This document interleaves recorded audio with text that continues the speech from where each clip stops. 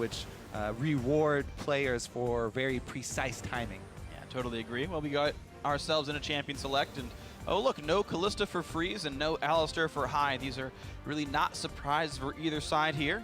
Question is how much research C9 has done into Hakuho. No Graves for anybody. No Graves for anybody. No Elise either.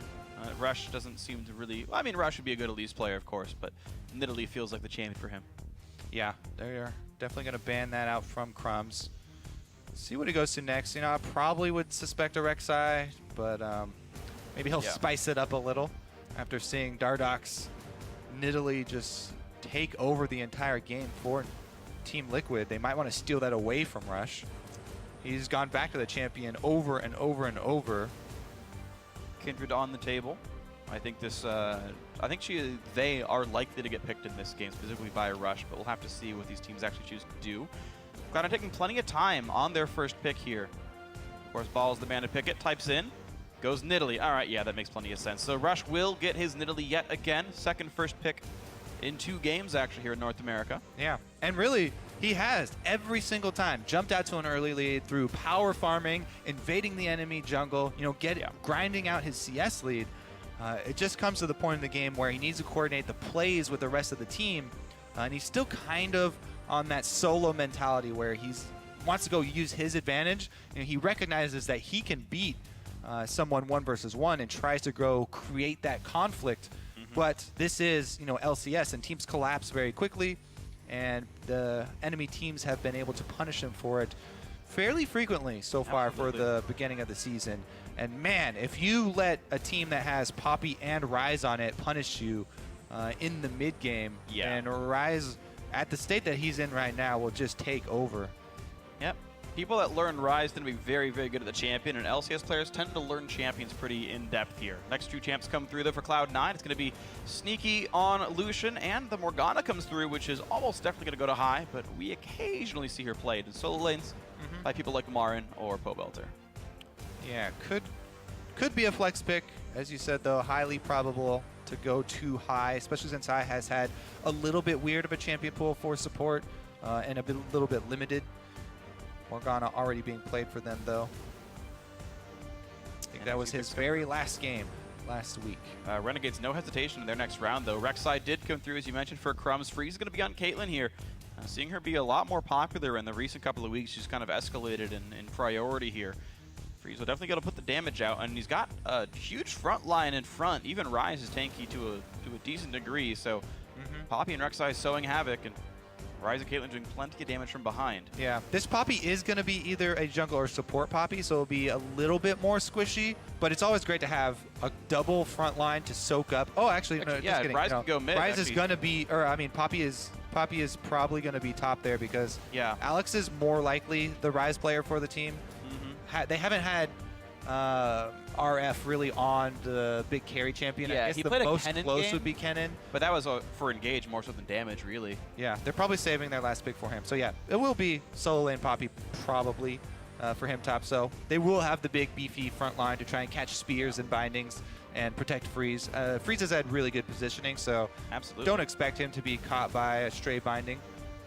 Meanwhile, the last few champions picked up here for Cloud9. They've given Fiora over to Balls here in the top lane.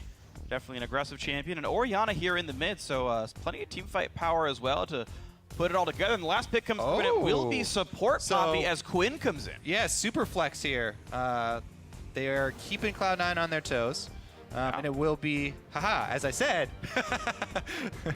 the support Poppy can be a little bit more squishy. But man, this really opens it up. They are definitely putting on RF on a champion with which he can take over the game, with which he can have a very big impact. Quinn definitely has a very good matchup against Fiora, one of the few champions that can actually try and punish her early. And then the biggest thing about Quinn is if she is able to punish Fiora early, then it punishes the entire map. Because whenever Quinn goes out of sight, out of vision for your team, you have to worry. She's so fast, has so much move speed. She can gank level 6. She can gank mid lane. She can gank bottom lane, even through just lane gank. So it really does make the other team have to play sort of the guessing game, because you can't even put out enough wards to keep track of her.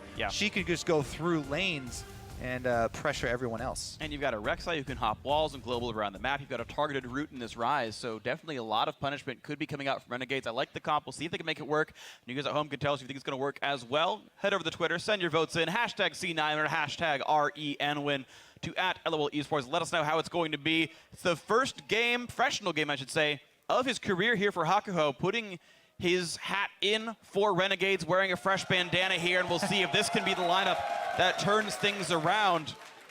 Short notice, unfortunately, for Renegades, but here they go, trying to make it happen as best they can, and Cloud9 can maybe break the streak of going 1-1 every single week. Looking for a win on Saturday for the first time all year. Well, didn't they get it Saturday last week, and then they lost Sunday? Maybe I'm wrong about that. Maybe. Yeah, I think you're right. Maybe. Anyways, they are going to spread out. Cloud9 actually all going top side, so maybe we'll have a delayed invade. Maybe just defensive wards. Nope. They lost last week on Saturday to TSM. Okay, so your pattern holds. I'm right about two things so far that you tried to disprove me on.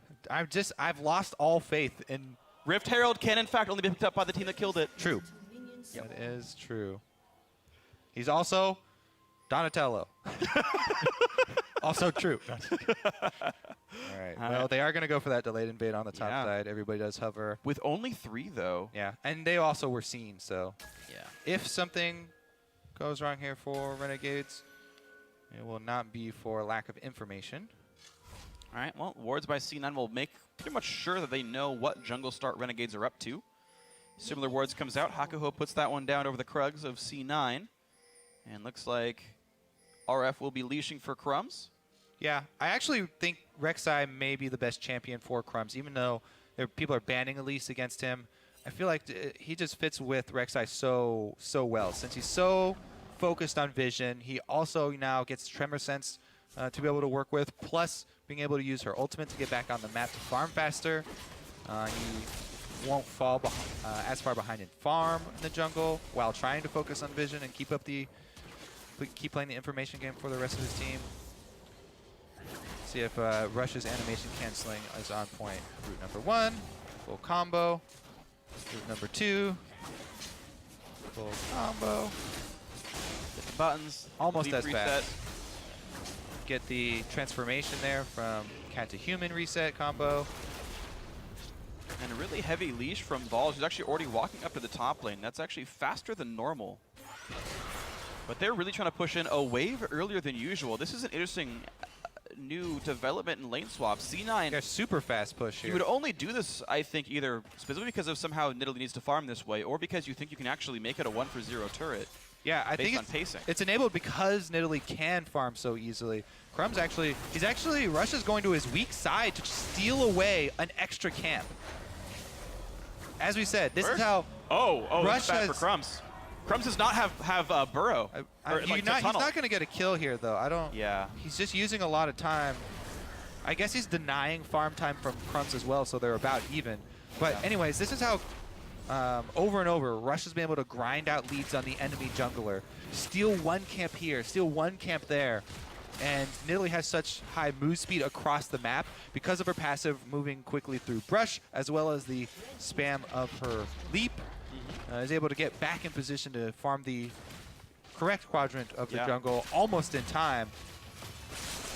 And so this build's an interesting situation where the lane is already frozen top lane with an extra cannon as well, so it's a really hard freeze for Balls. You can just farm with impunity quickly. Renegades will still knock down bottom outer turret. They were on time. That wasn't actually the game plan from C9, it looks like.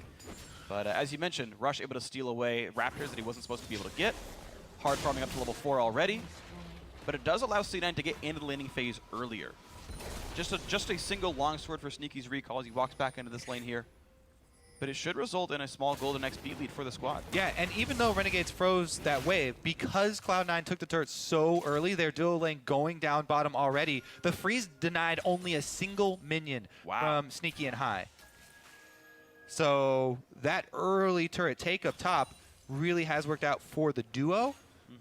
And we'll see if that actually changes anything down bottom, because up top, Balls was able to stick around with that wave. Rush actually going to go help him out as well. He got spotted.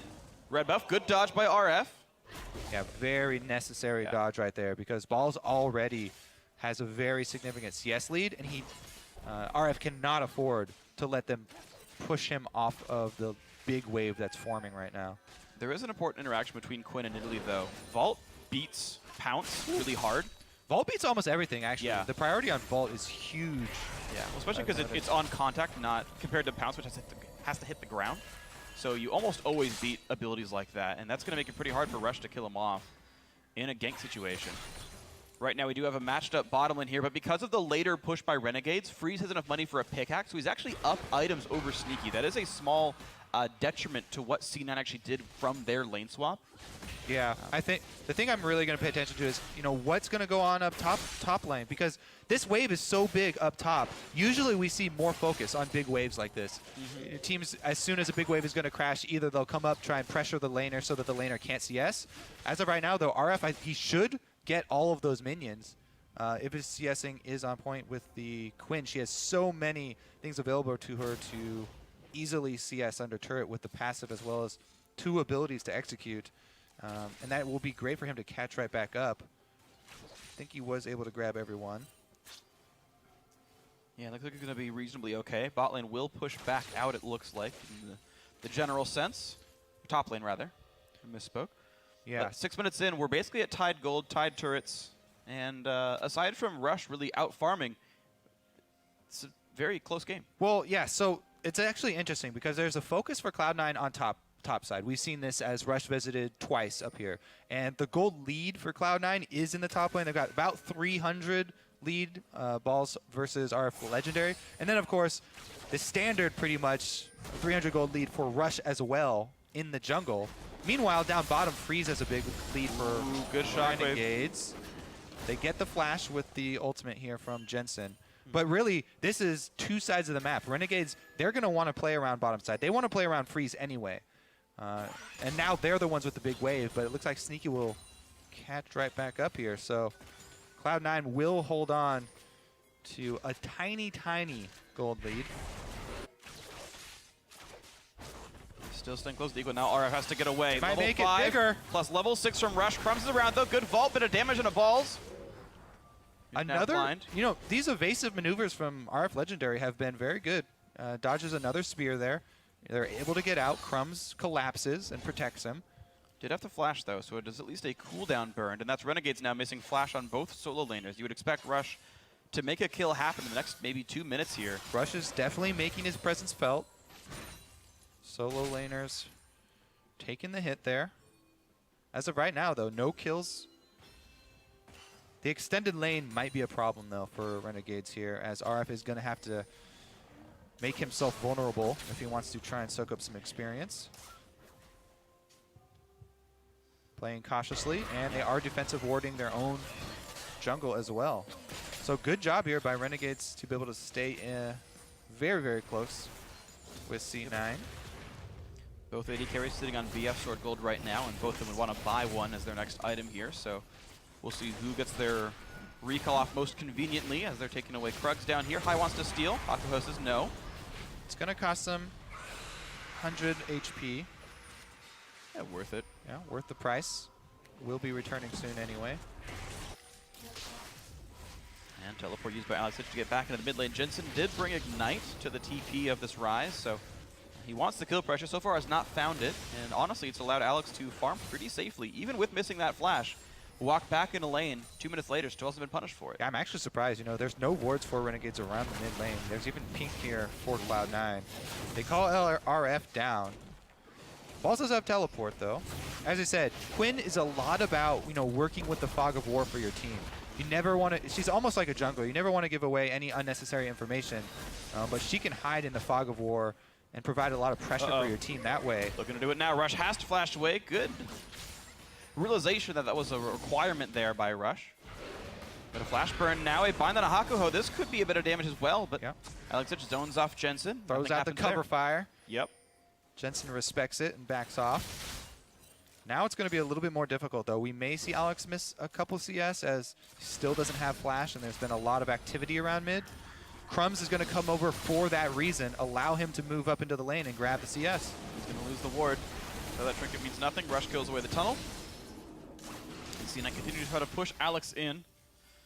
just doesn't do all that much. Mid lane roughly equal, top lane actually building a small lead right here. Yeah, there's also, so we keep track of the gold, but there's also big minion waves building. Whenever we see the small gold increase here, you know, Cloud9 is getting an advantage out on the scoreboard, but there's a large minion wave here that RF should be able to clean up as well. Meanwhile, down bottom, the minion wave is pretty much equal. Right. So there's a bit more standing gold on the map for Renegades, but Cloud9 definitely do have the edge, even if every one of these CS is cleaned up, I believe.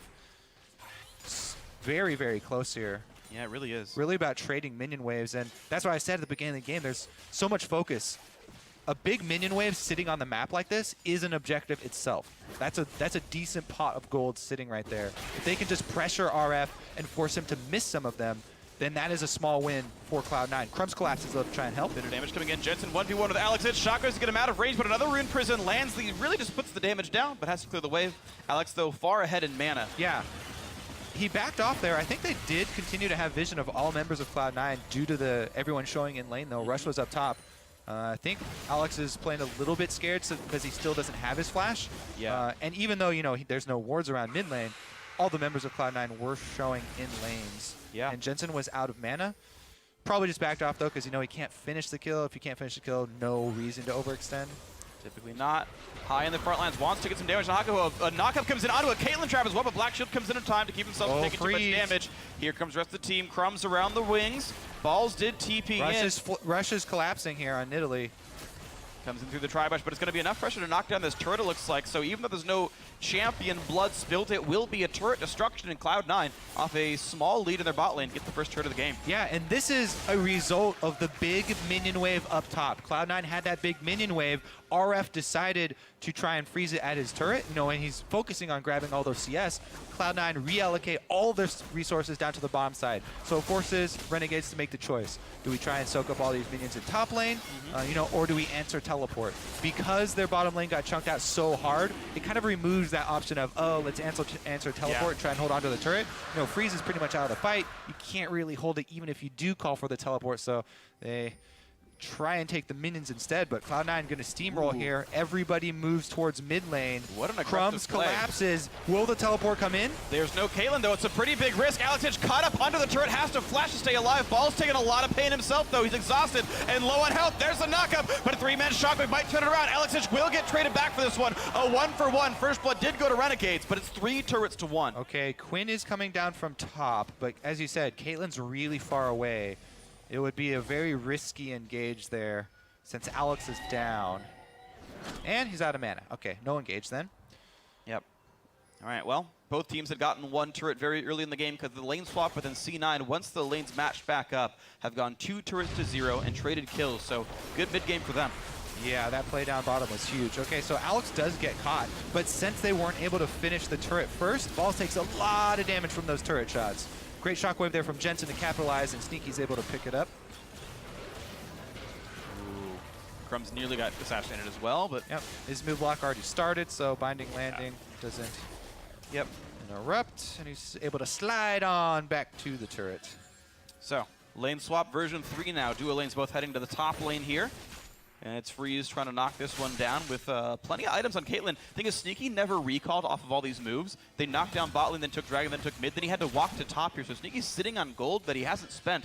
Freeze is far ahead in items right now. Yeah, Rush was just able to sneak in a base here to purchase as well. So he's actually able to come up and provide some support. I don't know if it'll be enough.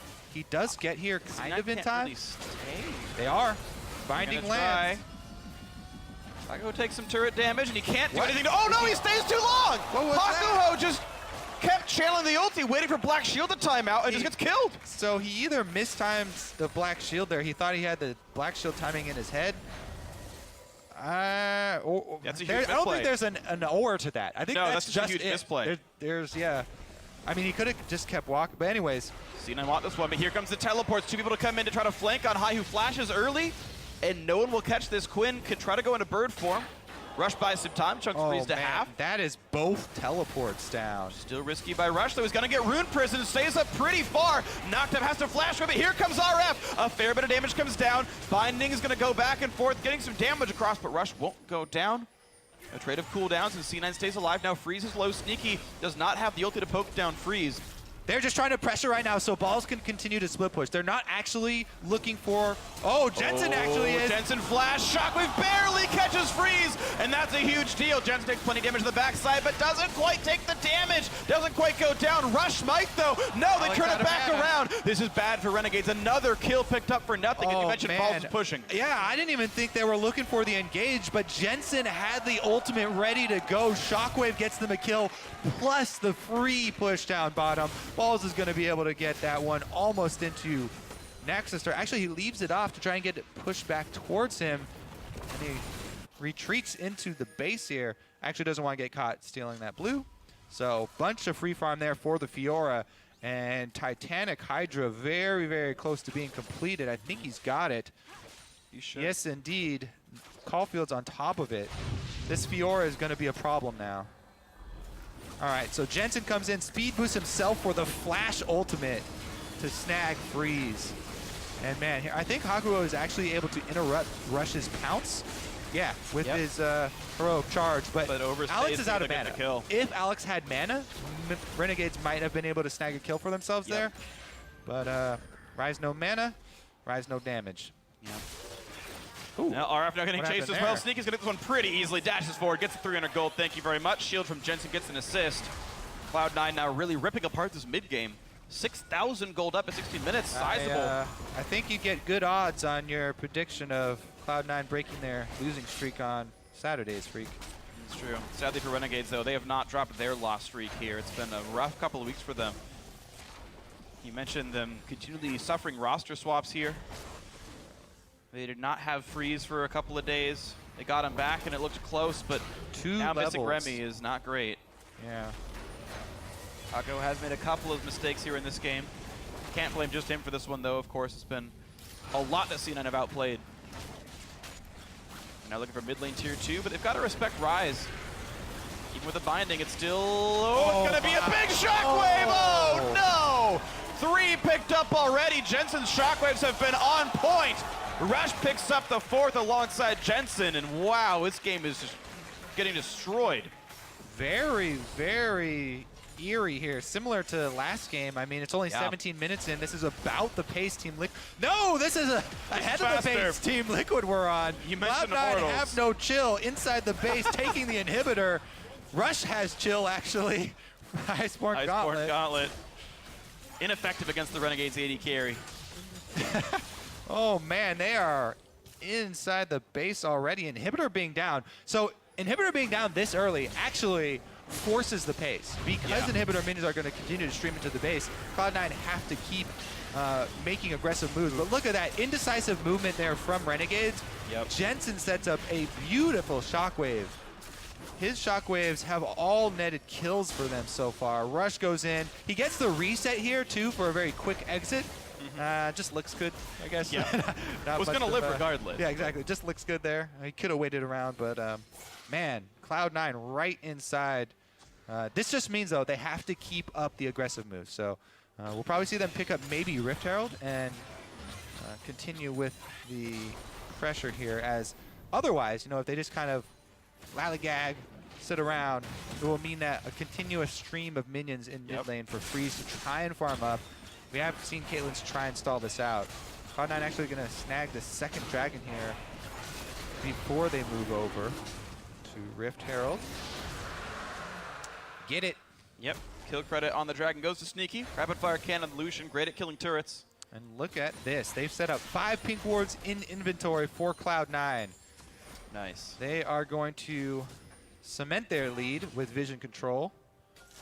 And they're actually just going to avoid this Rift Herald, it looks like. Set up their vision first, maybe. Oh, Rush gets knocked up, gets pile drived, and he might go down. Black Shield comes in, and somehow he's still alive. That means a trade, and that means a Shockwave for 2 more. Another double kill for Jensen. Crumbs on the retreat, trying to run away, but a flash in from Sneaky means he's locked up. Freeze nearly takes down Crumbs as well, but another 4 for 0. 13 kills to 1, and this could be a team not named Immortals winning a game in under 20 minutes. Cloud9 absolutely eviscerating Renegades. So decisive here. Cloud9 gonna go for Nexus turrets, and that should be the game. Woo! All the fans of Cloud9 from back in 2013 can look at this game being like, this is the Cloud9 I want to keep watching. 19 minutes, 40 seconds and change. Cloud9 demolish Renegades. And talking about previous iterations of Cloud9, Freak, this time around they go back to focusing top lane. Balls was able to stay in top side after the lane swap. They pushed it down early. He got the experience advantage, and then Rush made multiple visits to the top side of the map. Even though RF did a good job dodging multiple spears and they didn't land kills on RF, Balls was still able to get that lead in experience, in gold. And man, the mid lane pushed their Cloud9 very, very quickly, ending this. And Sneaky was part of every single one of those. Perfect score for him, 6-0 and 7, 13 out of 13 kill participation. You mentioned the top lane split push working well and getting that lane set up, but Jensen landed all these shockwaves and he was 12 out of 13, and Sneaky was there to make sure the kills all happened, 13 out of 13 for him. No deaths in either of those guys. Really just very impressive stuff. You mentioned the decisiveness, closing the game out 1942. Hey, let's get 5 pink wards, let's set up Baron. Renegade's like, oh, they're gonna set up Baron. Just kidding, shockwave. Man, Jensen really, really making his presence felt in this game. Rush as well. This was the first time we've really seen Cloud9 work with the lead that Rush had. Yeah. You know, his early game presence, he was able to snag a small camp here, an extra camp there, works up the experience, and then able to lend some presence to the lanes and actually work with the laners this time around and quickly turn this into a global advantage for Cloud9. Yeah, I honestly can't believe that Rush had 0 deaths that game. He's like the wild turtle of junglers. So he's like, bail me out, guys, I'm going in! You gotta say, that black shield was a very, very key part in saving Rush multiple times for Cloud9. So the Morgana, again, for Cloud9, able to pull out a win for them. Yeah. Immunity for spells there. He's able to get away from a few crowd control spells, and man, yeah, it was close in the last collapse in the jungle. Had to burn flash as well as an instant pounce there. I need to point something out, by the way. Balls had 539 damage to champions that game. He did was split push. He got the big lead, but then he was such a big presence, nobody can really go answer. So no champions are going to fight Balls, and he's just happily farming minions, building up his lead, and you know nobody went to go take that fight. Yep. Well, no one ever fought him. He didn't do any damage at all, but he knocked some turrets down, killed some minions. That's my style of League of Legends. Either way, great game by Cloud9. Now to hear